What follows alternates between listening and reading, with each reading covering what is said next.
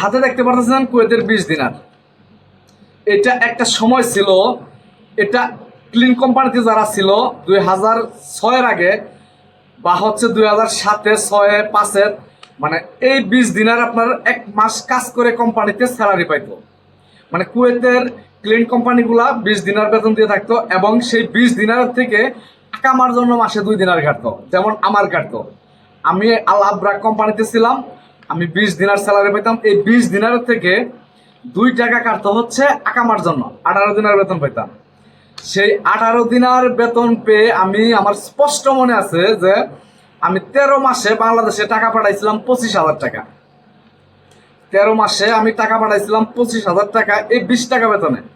তাহলে হচ্ছে এমন একটা সময় আসলো, এই 20 দিনার থেকে 30 দিনার স্যালারি হলো। 30 দিনার স্যালারি হওয়ার পরে আমাদের বাংলাদেশের ভাই ব্রাদার মানে হচ্ছে স্ট্রাইক করলো বেতনটা বাড়ানোর জন্য।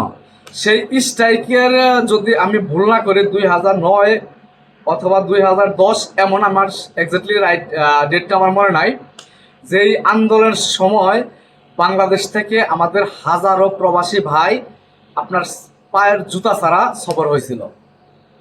আমি সেই সব ভাইদের আমি সালাম জানাই এবং আমি সেই সব ভাইদেরকে আমি মানে আমি আমার ভালোবাসাটা বিসর্জন করতেছি। সেই ভালো ভাইদের জন্য আজকে কুয়েতে এই 75 দিনের স্যালারিও হয়েছিল, সেই সব ভাইদের জন্য, যেই সব ভাইরা হাজার হাজার ভাই আপনার জুতা ছাড়া বাংলাদেশে সফর হয়েছিল এই বেতন বাড়ানোর আন্দোলন করে।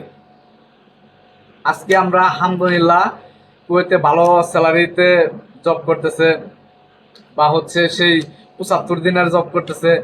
এবং এই যারা এই 20 দিনের বেতন যারা পেয়ে, যারা লাস্টি করে টিকেছিল, যারা বিভিন্ন কোম্পানিতে আকামা লাগিয়ে এখন 400, 450 দিনের বেতন, 300 দিনের বেতন, 250 দিনের বেতনে যারা আমরা জব করতেছি কুয়েতে, মানে আসলে কথায় আছে না যে 5 জন মানুষের জন্য কিন্তু আরো 5 জন মানুষের মানে কপালটা খুলে যায়। এটা আসলে আল্লাহ তাআলার ইচ্ছা। আর সেই সব ভাইদেরকে মানে দৃষ্টি আকর্ষণ করছি, এবং যারা আপনারা এই ভিডিওটা দেখে যাচ্ছেন, যা আসলে ওই সময়টাতে আপনারা যারা হচ্ছে মানে কোম্পানি আপনাদেরকে পাঠিয়ে দিছে, আপনারা যদি কেউ পুরাতন এই ভিডিওটা যদি দেখে থাকেন তাহলে আপনারা কমেন্ট করে যাবেন। আপনাদের মানে আসলে কমেন্টটা দেখতে চাই, যারা হচ্ছে কুয়েতের থেকে এই পরিস্থিতিতে দেশে চলে গেছিল, মানে আন্দোলন করে দেশে চলে গেছিল, মানে আমাদের স্যালারি মানে একটু বাড়ানোর জন্য আন্দোলন করছিল আর কি ভাইয়েরা। যাই হোক, এখন এই 20 টাকার থেকে এইরম নোট, এইরম 14টা 13টা 14টা নোট, 15টা নোট স্যালারি পাই। আলহামদুলিল্লাহ, আল্লাহর কাছে হাজার হাজার শুকরিয়া আদায় করি।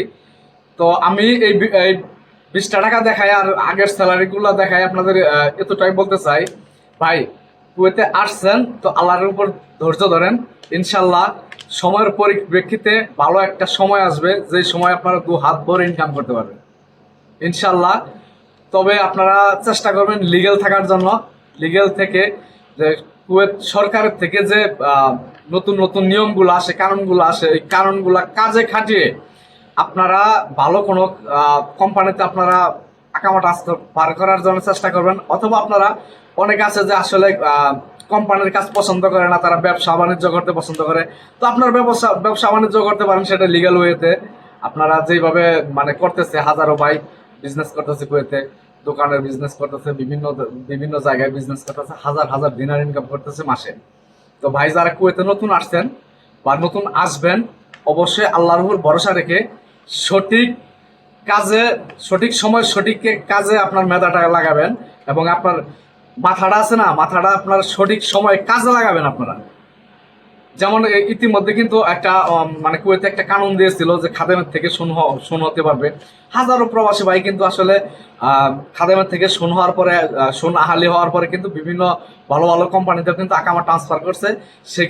সেক্ষেত্রে কিন্তু সুবিধাটাও উপভোগ করবে ভাইয়েরা। যেমন হচ্ছে ভালো কোম্পানিতে যদি আকামা লাগিয়ে থাকে তাহলে আপ ডাউন টিকিট ফ্রি থাকবে, প্লাস হচ্ছে ছুটির পয়সা তারা পাবে, ভালো একটা স্যালারি পাবে। তো আমাদের বাঙালি ভাইদের দৃষ্টি আকর্ষণ করবো, আপনারা হচ্ছে যে কোনো সুযোগ সময়ে ভালো একটা সুযোগ যদি আসে, ওই সুযোগটা আপনারা সঙ্গে সঙ্গে কাজে খাটাবেন। সঙ্গে এর জন্য যদি আপনাকে কিছু টাকা ইনভেস্ট করতে হয় বা খরচ করতে হয়, তারপরে ওই সময়টাকে আপনারা ছাড়বেন না, সঠিক সময় সঠিক কাজটা করবেন। তো যে যেখানে থাকেন ভালো থাকেন, সুস্থ থাকেন, সুন্দর থাকেন। দেখা হবে নতুন কোনো ভিডিওতে। আল্লাহ হাফেজ, আসসালামু আলাইকুম।